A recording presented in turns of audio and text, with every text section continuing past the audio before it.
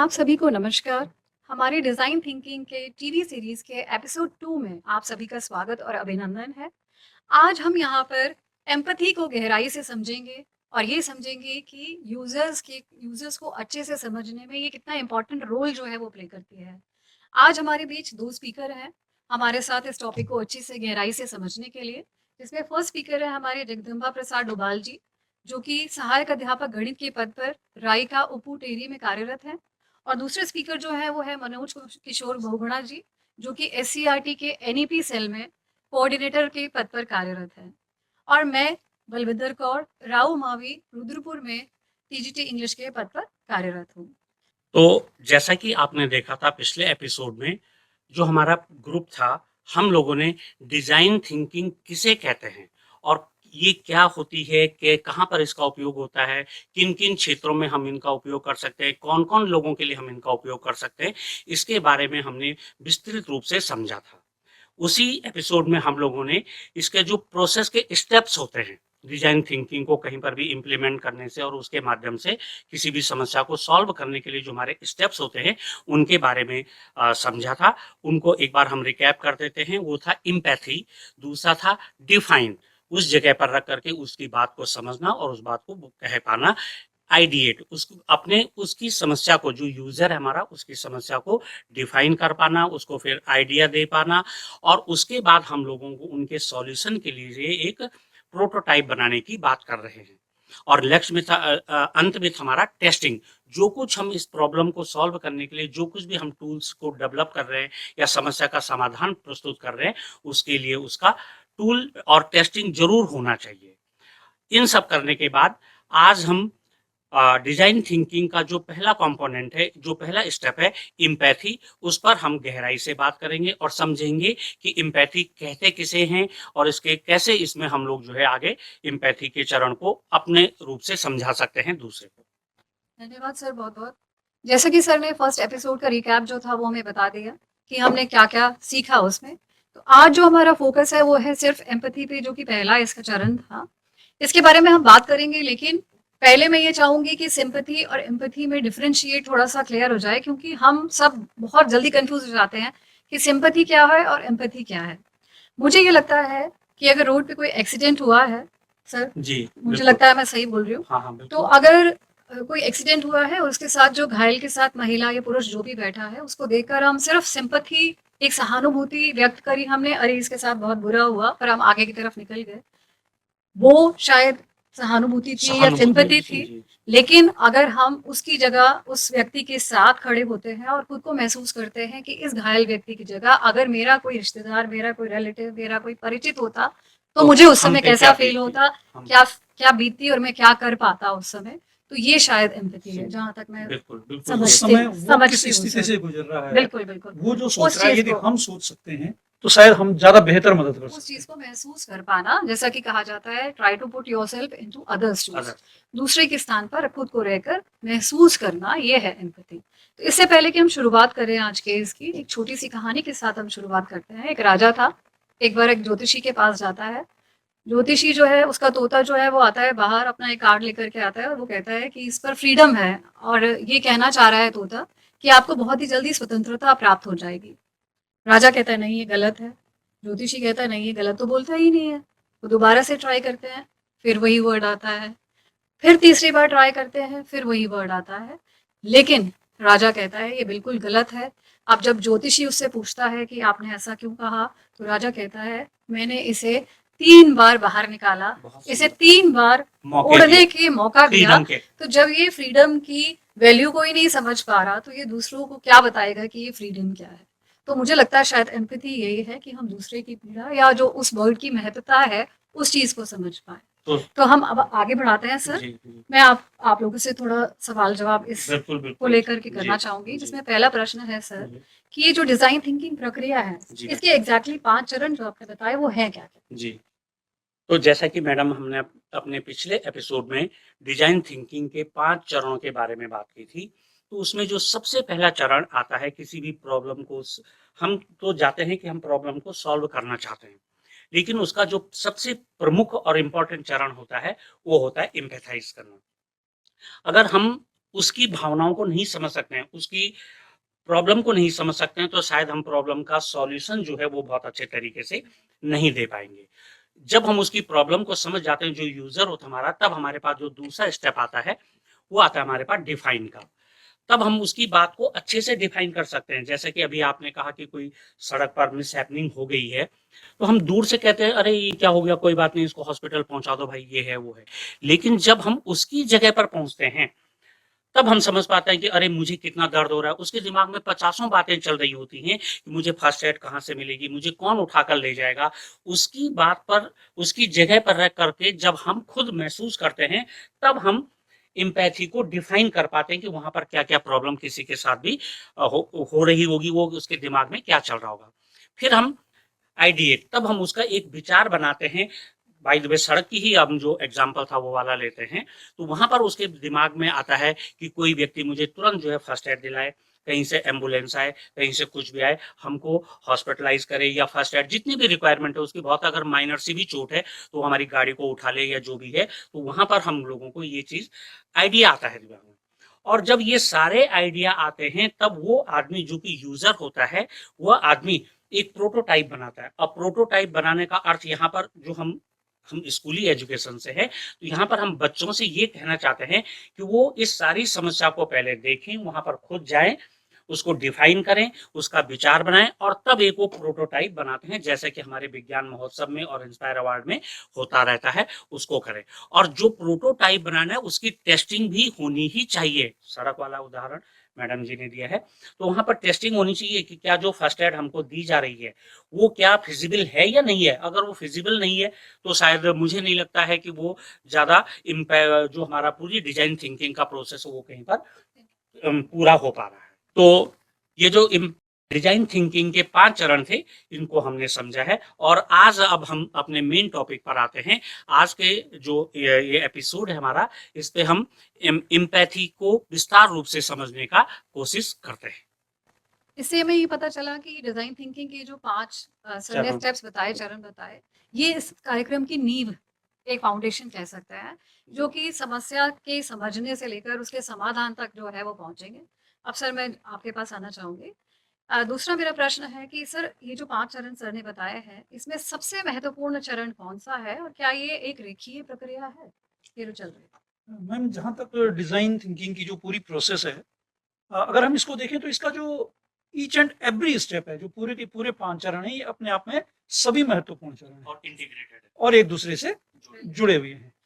और इस तरह से ये कोई एक लीनियर प्रोसेस या जो हम कहें कि एक रेखीय जो प्रक्रिया है, ऐसा नहीं है। हम किसी भी चरण को किसी भी समय शुरू कर सकते हैं, किसी पर भी विचार कर सकते हैं। लेकिन जब हम बात परिणाम की करते हैं, हम कोई भी काम करते हैं एक प्लानिंग के साथ करते हैं, और उस प्लानिंग पे जब हम स्टेप वाइज आगे बढ़ते हैं, चरणबद्ध तरीके से आगे बढ़ते हैं, तो जो रिजल्ट्स हमें मिलते हैं वो रिजल्ट्स बहुत अच्छे मिलते हैं। तो इसमें भी डिजाइन थिंकिंग में भी यदि हम एक प्रोसेस के, एक स्ट्रक्चर्ड वे में आगे बढ़ते हैं, तो जो हमें परिणाम मिलते हैं वो बहुत अच्छे परिणाम मिलते हैं।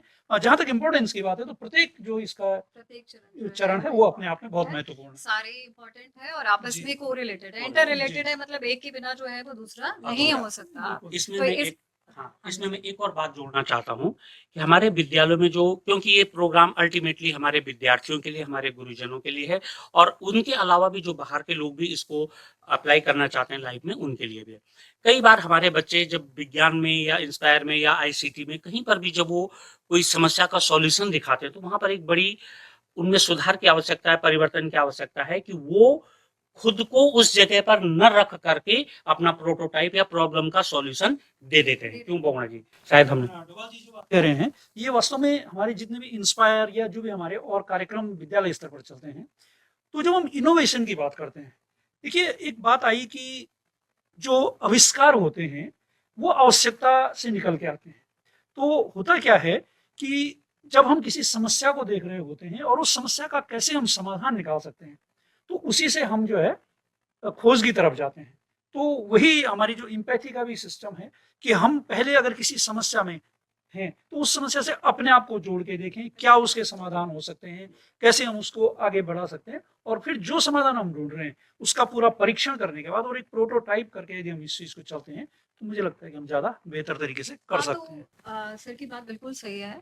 अगर हम उस सिचुएशन में खुद को रख करके देखें कि तभी हम प्रॉब्लम सॉल्वर जो है वो बन पाएंगे, ना कि इनोवेटर। अब इनोवेटर तो वो क्या है इंसान, कि मुझे लगा कि इस चीज़ की आवश्यकता है और मैंने कर दिया, इनोवेशन उस चीज़ का कर दिया। लेकिन हमें इनोवेटर नहीं बनना है, बल्कि प्रॉब्लम सॉल्वर बनना है, यानी कि उस स्टेज पर जाना है हमें, उस यूज़र की नीड्स को बहुत अच्छे से समझना है और उसकी सिचुएशन को समझते हुए जब हम उस प्रॉब्लम को सॉल्व करेंगे, तो वो शायद जो है वो जो सॉल्यूशन निकल के आएगा वो इतना एक्यूरेट होगा कि वो प्रॉब्लम को आराम से सॉल्व कर सकता है। जो सर बिल्कुल, मुझे लगता है। बिल्कुल, बहुत सुंदर है। और जो हमारा स्टूडेंट है या कोई भी आदमी है जो कि डिज़ाइन थिंकिंग के प्रोसेस को अप्लाई कर रहा है, उसको अगर हम लोग इनोवेटर के बजाय प्रॉब्लम सॉल्वर जैसा नाम दें, तो वो ज़्यादा उसके आत्मा से वहाँ पर टच हो पाएगा। उसको बड़ा एक गर्व सा महसूस होगा कि मैं क्या कर रहा हूँ, इसकी प्रॉब्लम को सॉल्यूशन दे रहा हूँ, रेदर देन इनोवेटर शब्द बिल्कुल आज तक हम लोग यूज़ करते रहते हैं, लेकिन अगर आत्मा से उसको कहीं पर जुड़ना है, तो हम उन बच्चों को आज के बाद जो है ये कहना शुरू कर दें कि आप जो है प्रॉब्लम सॉल्वर हैं, और उसको बड़ा अच्छा महसूस होगा कि मैं प्रॉब्लम सॉल्वर हूँ। जैसे कि अगर हमने एक किसान के पास जाना है, तो किसान के पास अगर बाय द वे मैं टीवी कार्यक्रम का कोई एंकर हूँ या किसी रिपोर्टर वाला जा रहा हूँ, तो वहाँ पर किसान जब मेरे से बात करेगा, तो मुझे लगता है कि वो अपने आप को हमारे सिचुएशन में, हमारी सिचुएशन के अनुसार उत्तर देगा, न कि अपनी सिचुएशन के अनुसार। वहाँ पर अगर मैं रिपोर्टर हूँ या अगर मैं टीचर हूँ, मैं टीचर खुद एक स्टूडेंट बन करके उसकी जगह पर उत्तर दूँ या प्रश्न पूछूँ, तो वो ज़्यादा अच्छा होता है। तो इसमें अभी तक हम लोगों ने सीखा है कि इनोवेटर भी ठीक है, लेकिन अगर दिल और आत्मा को जोड़ना है, तो हम प्रॉब्लम सॉल्वर जैसा शब्द का यूज करेंगे। थोड़ा पीछे जाके देखें या विज्ञान के जितने भी आविष्कार हुए हैं, अगर हम उनकी तरफ जाके देखें, तो जहां पर भी मानव सभ्यता के विकास की पूरी बात आती है, जहां पर कोई समस्या आई है, किसी चीज को सरल करने की बात आई है, तो तभी जो है नए आविष्कार हुए हैं। इनोवेशन जो है प्रॉब्लम से ही निकल के आए हैं। तो एक प्रॉब्लम सॉल्विंग की जब हम बात करते हैं किसी भी समस्या के समाधान के लिए, तो वही हमारे आगे जाके बहुत बड़े इनोवेशन जो भी होते हैं उसके लिए एक बेस बनते हैं, एक आधार बनते हैं। सर बिल्कुल सही। वर्ड्स जो है, कहा जाता है कि एक-एक शब्द जो है वो बहुत बड़ा इम्पैक्ट देता है। जैसा कि अभी हमें कल परसों ही नवम फाउंडेशन वाले जो सर है, श्रवण सर, उन्होंने बताया था कि एक जगह की बात बता रहे थे कि वहाँ पे ड्राइवर को ड्राइवर ना बोल के बल्कि सारथी बोला जाता है। बिल्कुल। तो अगर हम ड्राइवर बोलेंगे सर और सारथी बोलेंगे तो कितना इम्पैक्ट पड़ता है, वो व्यक्ति अपने आप को खुद इम्पोर्टेंट फ़ील करेगा। चलिए अब हम और अपनी जब बात को सारथी शब्द मैंने सुना, तो मुझे तो भगवान श्री कृष्ण श्री और कृष्ण अर्जुन जी, की याद आ श्री गई। कृष्ण जी के। तो वहाँ पर अगर हम सारथी बोलते, तो ड्राइवर के बजाय सारथी बोले, तो बहुत बड़ी फीलिंग आती है, मॉरल बूस्ट हो जाता है कि मैं ड्राइवर ना होकर के सारथी। सारथी हूँ। सारथी। जी, जी मैम। चलिए सर, अब हम तीसरे प्रश्न पर आते हैं जी मैम। कि ये जो डिजाइन थिंकिंग प्रक्रिया है सर, जी इसका मैडम। पहला चरण एम्पैथी ही क्यों है? यहीं से ये यहीं बिल्कुल। से क्यों शुरुआत की गई? बड़ा अच्छा क्वेरी है, और जितने भी लोग हमारे इस एपिसोड को देख रहे होंगे, चाहे वो स्टूडेंट हो, चाहे हमारे गुरुजन साथी हों, एम्पैथी इसलिए बहुत ज़्यादा महत्वपूर्ण है कि जब तक हम उस सिचुएशन में जाकर के खुद को नहीं ढालेंगे, तब तक हम जो है किसी बात का सॉल्यूशन बिल्कुल नहीं दे सकते हैं। अभी मैं बात करता हूँ, हमारा एक विज्ञान महोत्सव अभी टिहरी में चल रहा था और पूरे जिलों में चल रहे हैं। तो वहाँ पर बहुत सारे बच्चे बड़े अच्छी-अच्छी चीज़ें लेकर के आए थे। तो वहाँ पर एक बच्चे का जो प्रोटोटाइप था, वो था कि सड़क पर चलते हुए टू व्हीलर्स के एक्सीडेंट सबसे ज़्यादा क्यों होते हैं? तो उसने जब पूरा देखा होगा, उसने देखा होगा, बच्चा यहीं देहरादून आ रखा था गर्मियों की छुट्टी में, तो उसने देखा कि जितने भी अधिकतर टू व्हीलर्स वालों का हेडफोन लगाए हुए थे। अब हेडफोन लगाया हुआ है, तो उस बच्चे को न तो पीछे का कहीं से हॉर्न सुनाई दे रहा है, न कहीं से अब दूसरी गाड़ी की आवाज़ सुनाई दे रही है। अब उस बच्चे ने जो वहाँ पर उसका एक सॉल्यूशन निकालना था एक्सीडेंट रोकने का, तो पहाड़ों में था, लेकिन फिर भी उसने सोचा कि उसने खुद अपने कानों पर जब हेडफ़ोन लगाया और सुना, तो आप यकीन करेंगे कि उन हेडफ़ोन की जो साउंड होती है, वो 95 डेसिबल तक हमारे कानों पे जाती है। और 95 डेसिबल की जब हमारे कानों पे आवाज़ जाती है, तो हम दूसरी बाहर की आवाज़ सुन ही नहीं सकते हैं। तो एक्सीडेंट रोकने के लिए या किसी भी चीज़ को करने के लिए हमको उस सिचुएशन में रखना बहुत ही ज़रूरी है, अदरवाइज़ हम लोग जो है उसका एक प्रॉपर सॉल्यूशन नहीं दे पाए। सुपरफिशियल सॉल्यूशन होगा, हल्का होगा, बहुत थोड़े टाइम के लिए होगा। लेकिन अगर हमको उसका प्रॉपर सॉल्यूशन देना है, लॉन्ग टर्म देना है, अच्छा सॉल्यूशन देना है, तो वहाँ पर जाना होगा, और इसीलिए एम्पैथी डिज़ाइन थिंकिंग का सबसे महत्वपूर्ण पार्ट है। जी मैडम। वही है, जब तक हम यूजर की प्रॉब्लम्स या नीड को समझते रहे हैं, जी। जैसा कि एक इनोवेशन जैसा कि स्क्रीन पे दिखाई दे रहा है। हुँ, एक लड़की थी भूमिका, बिल्कुल। जब वो देखती है अपने स्कूल में कि उसकी जो भोजन माता है उसे टॉयलेट जाना है, लेकिन उसकी नीज में बहुत ज्यादा पेन है, भोजन माता की नीज भोजन में। माता की नीज में बहुत ज्यादा पेन था जी। और वो नहीं जा पा रही थी यूरिन पास करने के लिए, तब वो इस चीज को महसूस करती है, सोचती है, समझती है, और तब वो एक ऐसा एक्सपेरिमेंट या प्रॉब्लम सॉल्विंग कर लीजिए, प्रॉब्लम सॉल्व करने की कोशिश करती है कि वो महिलाओं के लिए एक आरामदायक और स्वास्थ्यवर्धक शौचालय का निर्माण कर देती है खुद ही। फिर अपने टीचर्स के साथ मिलके उसमें थोड़ा बहुत और इम्प्रूवमेंट कर पाते हैं वो लोग, ताकि रैशेस ना पड़े या यूरिनरी इन्फेक्शन ना हो। और ये इतना अच्छा पोर्टेबल एक टॉयलेट जो था भूमिका के द्वारा बनाया गया, जो कि विशेष रूप से गर्भवती महिलाएं, बुजुर्ग महिलाएं और घुटने जिनके नीज में पेन रहता है उनके लिए बहुत अधिक उपयोगी है। और ये शौचालय जो है यूरिनरी प्रॉब्लम्स जो भी हैं, इन्फेक्शन वगैरह, उन सब से बचाती हैं। और इस टॉयलेट का जो यूज़ है वो खड़े होकर कर पाते हैं, खड़े खड़े होकर किया जा सकता है। अब अगर भूमिका उस भोजन माता की समस्या को उसने खुद समझा जी। कि अगर मैं इसकी जगह होती, मैं नहीं कर पाती, तो मैं इस चीज़ का सॉल्यूशन कैसे कर पाती, मैं कैसे यूरिन पास कर पाती, या जो और भी लेडीज़ हैं जो इस प्रॉब्लम से निकल रही हैं उनके लिए एक सॉल्यूशन जो है वो लेकर के आई। तो वो उसने इनोवेशन नहीं किया, बल्कि उसकी भोजन माता की प्रॉब्लम को सॉल्व किया। तो ये जो चीज़ है एम्पैथी से बहुत अच्छी चरण, ये जो पहला है रखा गया। लेकिन सर आपके क्वेश्चन पे आने से पहले एक एग्जाम्पल को लेकर के चलेंगे। जैसे कहते हैं कि घोड़े को प्यास लगी है, अब पानी पिलाने के लिए हम उसको कुएं के पास ले जा सकते हैं, लेकिन पानी तो वो खुद ही पिएगा। तो सर मेरा इसलिए अगला प्रश्न ये है कि अगर छात्रों की या शिक्षकों की कोई समस्याएं हैं या यूजर की कोई समस्याएं हैं, तो उनको सहानुभूति कैसे स्थापित करें उनके अंदर, हाउ टू एम्पथाइज, उनके अंदर ये भावना कैसे जागृत की जाए। सर प्लीज थोड़ा प्रकाश डालिए इस पर। जी मैम, जैसे अगर हम सहानुभूति की बात करें तो सहानुभूति पैदा करने के या जो हम संवेदना की बात कर रहे हैं, तो इसके 3 मेन स्टेप्स हैं, 3 मेन स्टेजेस हैं। जैसे कि आप यहाँ पर देख सकते हैं, स्क्रीन में हमें दिखाई दे रहा है कि सबसे पहले जो उपयोग करता है, जो ऑब्जर्वर है, हम उसका अवलोकन करें, पूरा हम देखें, ऑब्जर्व करें कि उसको जो समस्या हो रही है वो किस चीज में हो रही है, और उसके साथ हम जुड़ें, उससे बातचीत करें, उसकी जगह जो है पूरा मतलब ये देखें कि उस जो समस्या जिसका कि वो सामना कर रहा है कि वो किन किन स्थितियों में है। और तीसरी जो सबसे बड़ी बात है कि हम अपने आप को उस जगह पर ले जाकर देखें। तो ये 3 चीजें हमारे पास आ रही हैं। एक तो अवलोकन, सबसे पहले कि हम उस स्थिति में देखें, उस पर ऑब्जर्व करें कि वो क्या कर रहा है। अभी जैसे एक कहानी से मैं इसको जोड़ना चाहूंगा कि हम देखते हैं कि जब हम ट्रैफिक वगैरह में देखते हैं, हम कहीं ट्रैवल कर रहे होते हैं, तो हम जो हमारे परिचालक होते हैं बसेस में, हम देखते हैं कि वो दिन भर खड़े हैं। तो उसकी जो भी परिस्थिति है, जो भी स्थिति है, हम उसको ऑब्जर्व कर रहे हैं, हम देख रहे हैं, हम लंबी यात्रा कर रहे हैं, वो दिन भर बेचारा खड़ा है, फिर जो है आ रहा है, जा रहा है, यात्रियों को किराया ले रहा है, टिकट दे रहा है। तो उसकी जो सारी दिक्कत है, हो सकता है उसको इन चीजों से क्या समस्या हो रही है, तो वो हम सब एक जगह से देख रहे हैं, ऑब्जर्व कर रहे हैं।